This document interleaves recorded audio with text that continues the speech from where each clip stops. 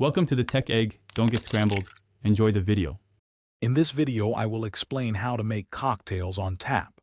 First, we'll cover why batching is ideal for efficiency and consistency.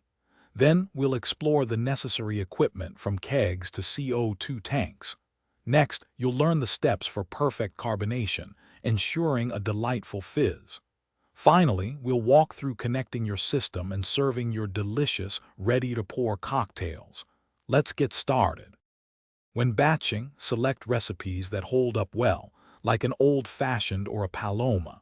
Scale your ingredients carefully, accounting for dilution from ice or carbonation later. Balance is key. Too much sugar can make it syrupy, while too much acid can be overpowering. For longer storage, a small amount of food-grade preservative can help maintain freshness and flavor integrity. You'll need a clean keg, a CO2 tank with a regulator, and your tap lines. Before carbonating, ensure your batched cocktail is thoroughly chilled. Cold liquids absorb gas better. Connect your CO2 tank to the keg, setting the pressure typically between 10 to 15 psi, depending on your desired carbonation level.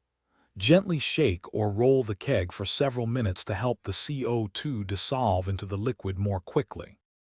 With your cocktail carbonated, connect the tap line to the keg, ensuring all connections are secure to prevent leaks.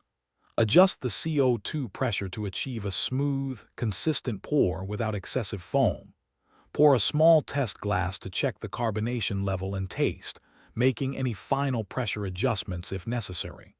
Now, you're ready to enjoy perfectly chilled, consistently delicious cocktails on tap. Thanks for watching. Consider subscribing if I helped unscramble your problems.